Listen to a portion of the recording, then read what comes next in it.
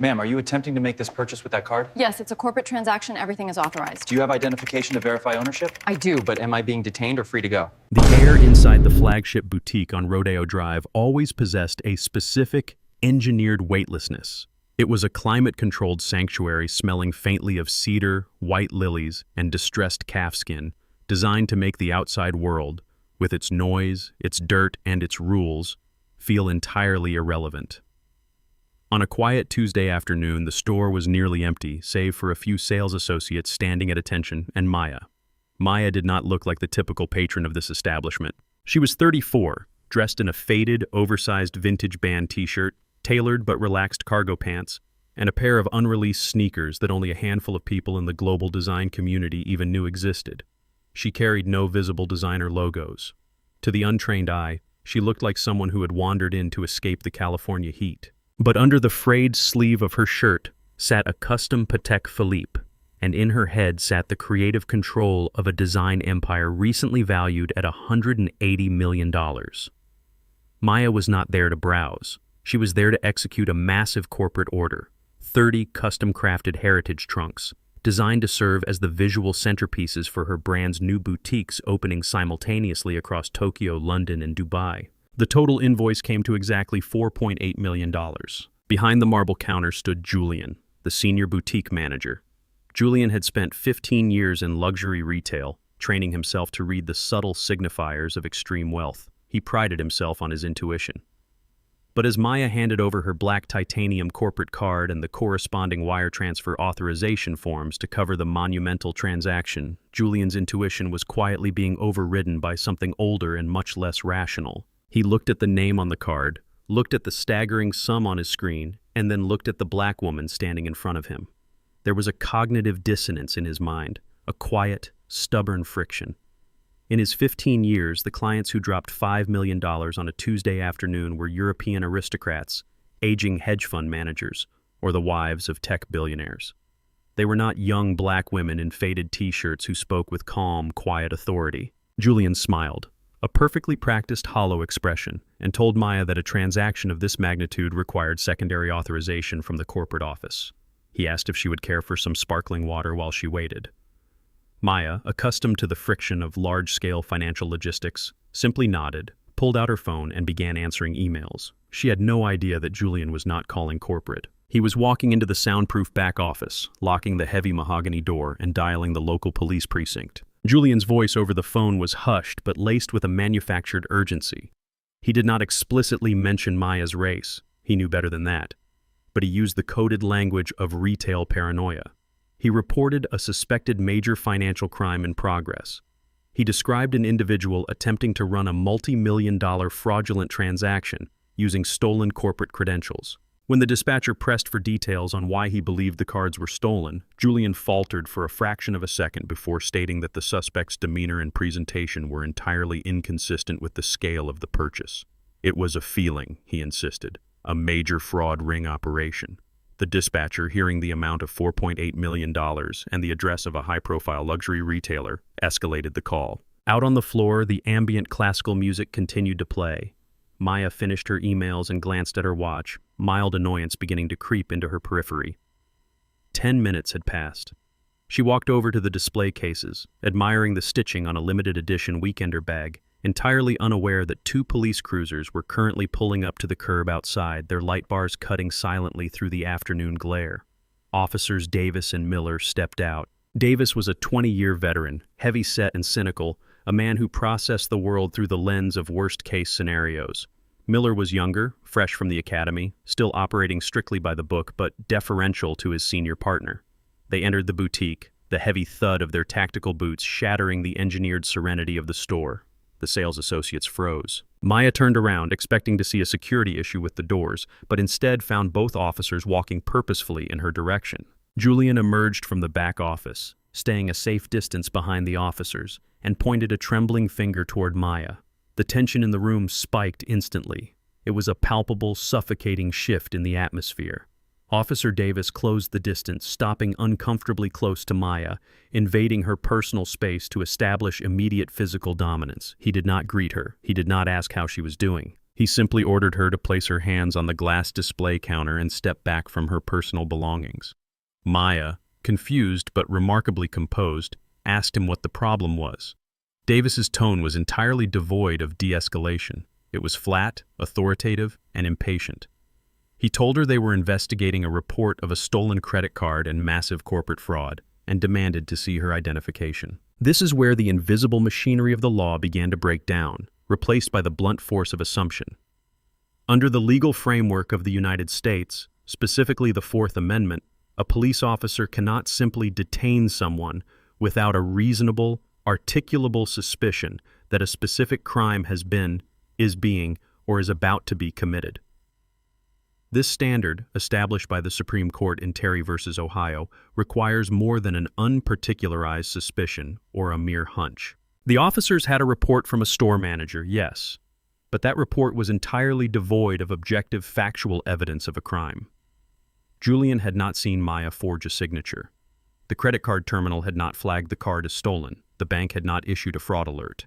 The entire basis of the police dispatch was a retail manager's subjective belief that a young black woman could not possibly be the legitimate holder of a $4.8 million corporate account. Maya, who sat on the board of a major civil rights organization and kept a top-tier corporate attorney on retainer, understood exactly what was happening.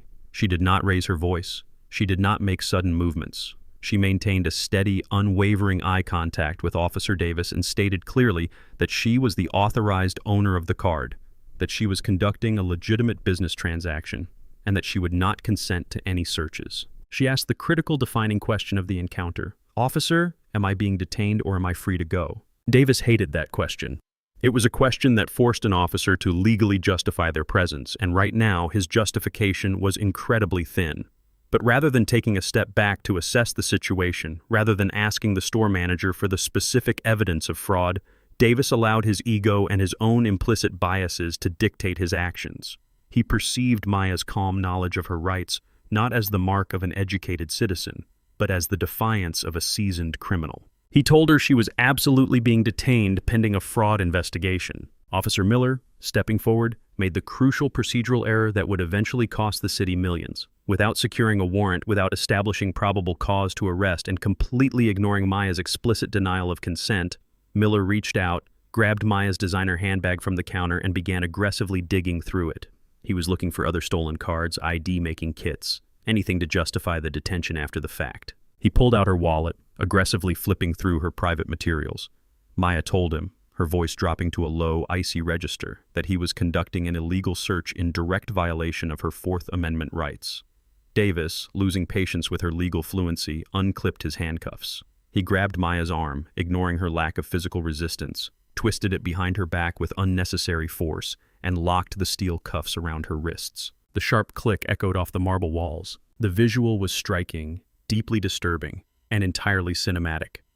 In the center of a brilliantly lit temple of extreme luxury, surrounded by millions of dollars of meticulously crafted leather, stood a brilliantly successful entrepreneur, handcuffed like a violent offender, simply because a manager could not fathom her success. The sales associates stared in horrified silence. Julian looked on, his initial self-righteousness beginning to curdle into a sick, sinking panic. He had wanted the police to quietly remove a problem. He had not anticipated a scene of physical detainment that felt deeply, intrinsically wrong. With Maya handcuffed and publicly humiliated, Davis took her wallet and began calling the dispatch to run her identification, while Miller held the corporate card. It was at this precise moment that Maya's phone, sitting on the glass counter, began to ring. The caller ID flashed brightly. "Michael Sterling, General Counsel." Maya, her hands bound behind her back, looked at Officer Davis and calmly suggested that he answer the phone, as the man calling was the senior legal counsel for her holding company, and he would likely want to speak with the officers who had just unlawfully detained his CEO. Davis hesitated, but the relentless ringing of the phone in the silent store forced his hand. He tapped the screen and put it on speaker. Michael Sterling's voice filled the room, crisp, professional, and radiating an authority that immediately made the officers look incredibly small. Michael was calling because the bank's VIP concierge desk had just flagged a minor routing anomaly on a $5 million wire transfer and needed Maya's verbal confirmation to release the funds. When Davis, stumbling over his words, explained that he was a police officer and that Maya was currently detained under suspicion of fraud, the silence on the other end of the line was absolute, heavy, and terrifying. When Michael spoke again, the polite professionalism was gone, replaced by the precise, surgical tone of a man preparing to dismantle a career. He asked for the officers' names and badge numbers. He asked for the specific, articulable facts that established probable cause for the physical restraint of his client. He asked if they had run the card. He asked if they had spoken to the issuing bank. Davis, sweating now in the climate-controlled air, admitted they had only gone off the store manager's verbal suspicion. Michael's laugh was dark and brief. He informed the officers that they had just placed handcuffs on a woman whose company was preparing for an IPO, that they had engaged in a warrantless search of her belongings based on a racially motivated assumption, and that he was simultaneously dispatching a local defense team and pulling the security footage from the boutique's corporate parent. Simultaneously, the boutique's actual corporate office finally called Julian's phone. The regional director was frantic.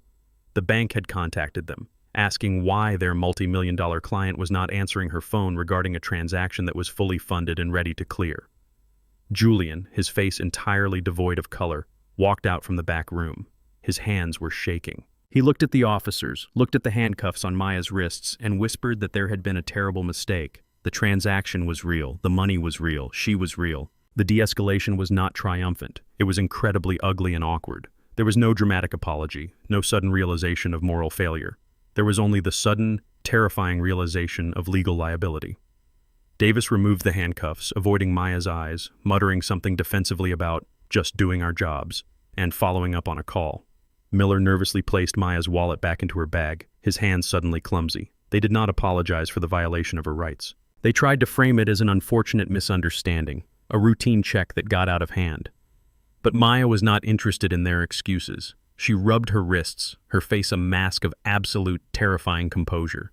She picked up her phone, looked at Julian, who was currently stuttering an incoherent apology about store policy and safety protocols, and then looked at the two officers. She didn't scream, she didn't cry. She simply told them to ensure their body cameras were properly uploaded, because they would be subpoenaed by the end of the week. Maya did not buy the bags that day. She walked out of the store, the heavy glass doors closing silently behind her, stepping back into the California heat. The police cruisers eventually drove away, and Julian was left standing in his pristine boutique, staring at a canceled $4.8 million invoice and the end of his career. But the justice was not immediate. In the real world, the officers were not fired on the spot. They returned to the precinct and wrote a heavily sanitized incident report claiming Maya was uncooperative and that the search was conducted for officer safety. Julian was placed on administrative leave while the luxury brand's PR department frantically tried to do damage control. Maya had to endure a grinding, years-long civil rights lawsuit under Section 1983, fighting qualified immunity, fighting a city legal department determined to drag out the discovery process, and fighting the exhausting reality that her wealth and her status could not protect her from the assumptions made about the color of her skin. This story forces us to look past the dramatic explosions and car chases of Hollywood policing and examine the quiet, insidious ways the system actually fails. The violation of rights rarely starts with a drawn weapon. It usually begins with a quiet assumption. It begins with someone deciding who belongs in a certain space and who doesn't, and leveraging the power of the state to enforce that bias. The officers didn't need to use a racial slur to commit a racially biased arrest. They simply had to bypass the Constitution because their subject didn't fit their internal profile of a victim. As you process this sequence of events, you have to ask yourself a deeply uncomfortable question. If the Fourth Amendment can be so easily discarded in a brilliantly lit luxury store against a woman holding $180 million of corporate power, what exactly is protecting the person who has nothing?